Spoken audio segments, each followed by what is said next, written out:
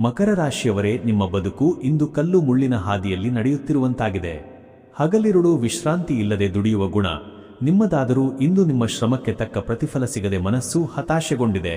ನೀವು ಯಾರ ಏಳಿಗೆಗಾಗಿ ಹಗಲಿರುಳು ಬೆವರು ಸುರಿಸಿದ್ದೀರೋ ಅವರೇ ಇಂದು ನಿಮ್ಮನ್ನು ಕಡೆಗಣಿಸುತ್ತಿದ್ದಾರೆ ಮತ್ತು ನಿಮ್ಮ ಬೆವರಿನ ಬೆಲೆಯನ್ನು ಶೂನ್ಯ ಮಾಡುತ್ತಿದ್ದಾರೆ.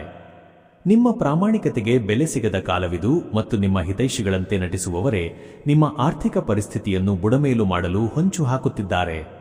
ಎಷ್ಟೇ ಹಣ ಸಂಪಾದಿಸಿದರೂ ಅದು ಅನಾರೋಗ್ಯ ಮತ್ತು ಅನಾವಶ್ಯಕ ಕೆಲಸಗಳಿಗೆ ನೀರಿನಂತೆ ಖರ್ಚಾಗುತ್ತಿದೆ.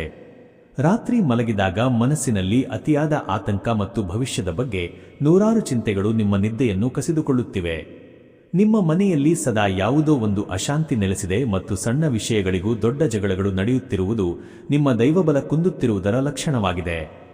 ನಿಮ್ಮ ಪ್ರತಿಯೊಂದು ಪ್ರಗತಿಯ ಹೆಜ್ಜೆಯಲ್ಲೂ ಯಾರೋ ಅಗೋಚರ ಶಕ್ತಿಗಳು ತಡೆ ಒಡ್ಡುತ್ತಿವೆ ಮತ್ತು ನೀವು ಮುಟ್ಟಿದ್ದೆಲ್ಲ ಕೈತಪ್ಪಿ ಹೋಗುತ್ತಿದೆ. ಶತ್ರುಗಳ ಕಾಟ ಮತ್ತು ನಕಾರಾತ್ಮಕ ದೃಷ್ಟಿಯಿಂದಾಗಿ ನಿಮ್ಮ ಪ್ರತಿಯೊಂದು ಶುಭ ಕಾರ್ಯವೂ ಅರ್ಧಕ್ಕೆ ನಿಂತು ಹೋಗುತ್ತಿದೆ. ಈ ಸಂಕಷ್ಟದ ಸುಳಿಯಿಂದ ಹೊರಬರಲು ಮತ್ತು ನಿಮ್ಮ ಬದುಕಿನಲ್ಲಿ ಮತ್ತೆ ಸ್ಥಿರತೆ ಕಂಡುಕೊಳ್ಳಲು ದೈವಬಲದ ಮಾರ್ಗದರ್ಶನ ಅತಿ ಅವಶ್ಯಕವಾಗಿದೆ.